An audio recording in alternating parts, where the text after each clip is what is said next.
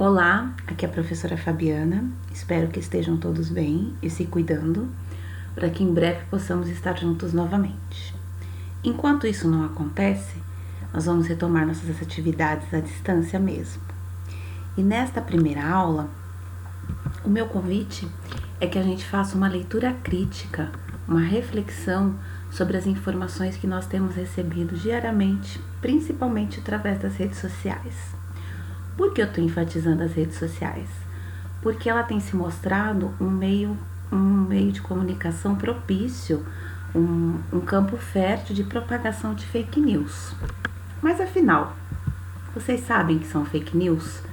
Aliás, o dicionário Collins elegeu a expressão fake news a palavra do ano em 2017. Nós ouvimos o tempo inteiro essa expressão, mas é sempre bom recorrer a um dicionário para nos ajudar na questão do significado. O Collins vai nos dizer que fake news são informações falsas, e em alguns casos sensacionalistas, que são apresentadas como fatos e publicadas na internet.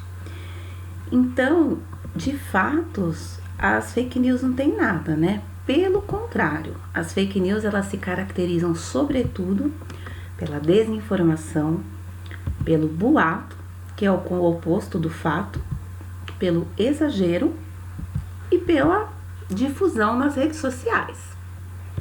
Aqui na imagem nós temos, a imagem mostra bem isso, né? Na palma da mão nós temos o acesso a tantas redes sociais e o encaminhamento dessas informações sem critério nenhum é muito ruim, né? Existe um impacto social que isso proporciona. Tá? Mas como que eu vou saber distinguir o que é uma fake news e o que não é? Existem alguns critérios, tá, pessoal? Nós podemos identificá-las com simples ações, com simples questionamentos. Por exemplo, considere a fonte. É sempre importante saber de onde essa notícia ou essa informação está vindo. O site, o portal, o jornal, que canal de TV. A fonte é o primeiro item que deve ser averiguado.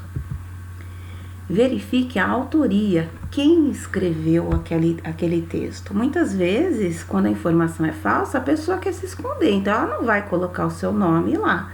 Então, quando o texto não tem autoria, já é um fator a mais para a gente desconfiar. Além disso, a verificação da data é importantíssimo, porque tem muita gente que se aproveita de imagens ou vídeos do passado, coloca uma legenda atual e passa isso nas redes sociais como se fosse verdade. Essa é uma atitude importantíssima. Nós não devemos nos contentar com os títulos somente dos textos.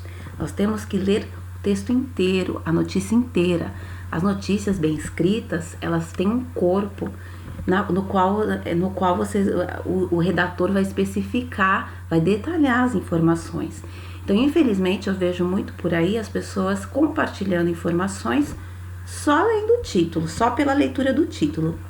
E isso é muito nocivo, porque a chance de você estar compartilhando informação falsa, uma fake news, é muito grande. E na dúvida se aquela informação é real ou não, se é fato, se a gente tiver essa dúvida, é importante sempre consultar os sites oficiais e os especialistas da área, porque eles terão informações de qualidade e argumentos de autoridade para nos fornecer. Então, sempre que você estiver lendo ou consumindo informação, desconfie de alguns itens que nós vamos ver agora. Por exemplo, títulos sensacionalistas. O que é um título sensacionalista? Aquele título exagerado, pitoresco, que geralmente quer comover as pessoas, causar sensações, sentimentos, mexer com o nosso emocional. Desconfie. Informações incoerentes, desencontradas. Por isso que é importante uma leitura atenta para justamente pegar essas informações que não batem. E textos muito informais. Veja, um texto redigido por um órgão oficial da imprensa, ele não vai ser informal.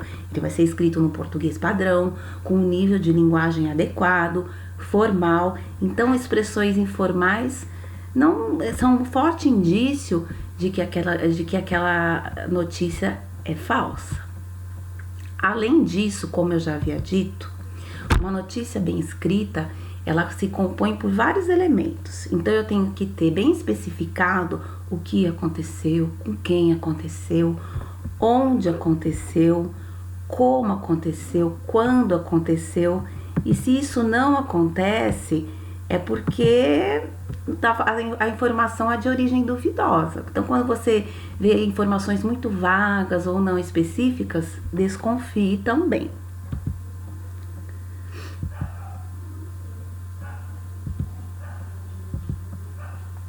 Agora, minha proposta é que nós analisemos um texto repassado aí em redes sociais e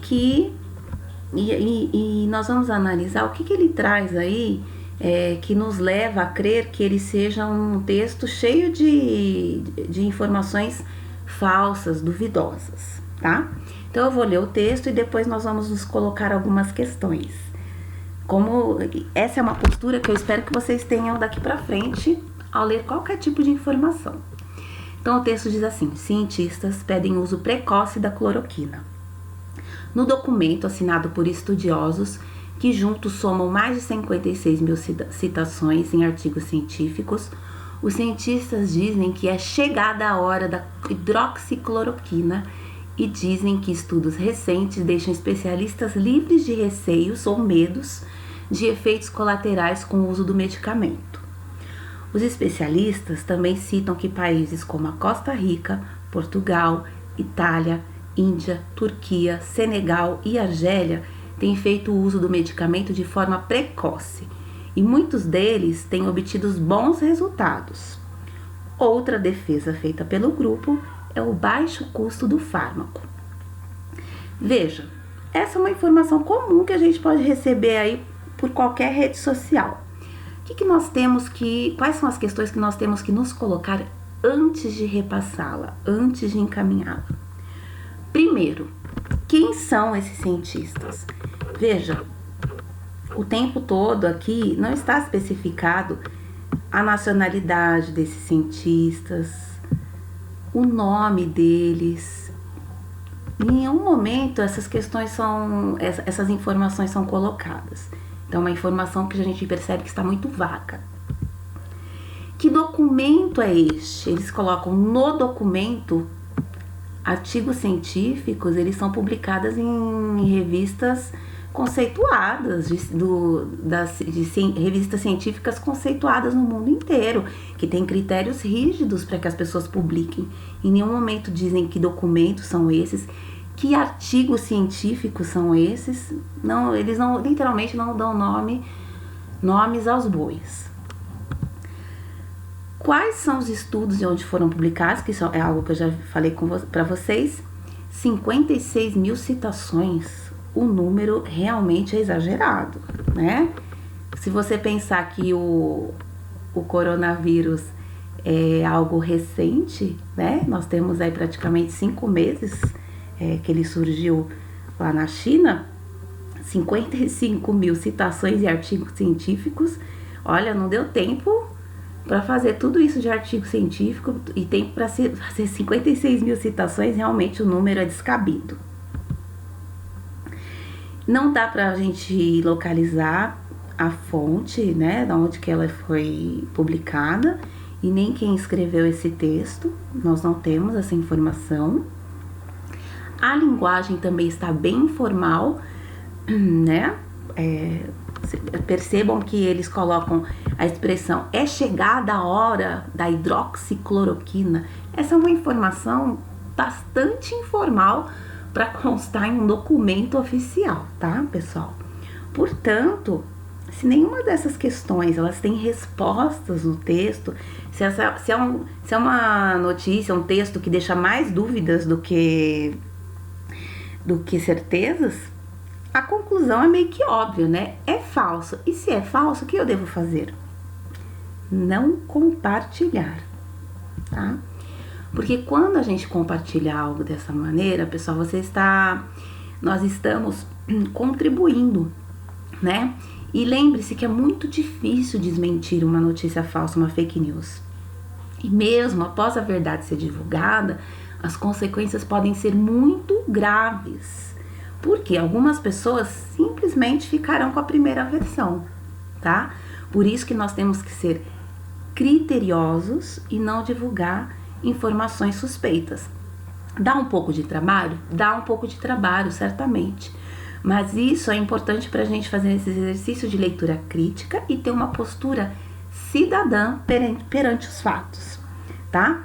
Tem muitos vídeos na internet, no YouTube, que aprofundam mais essas questões. Aqui eu apresentei alguns critérios, existem outros, dos quais nós podemos nos utilizar.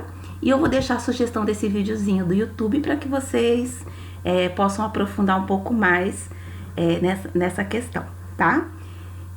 Então, fico por aqui, né? A proposta dos exercícios vai pelo arquivo e um abraço a todos.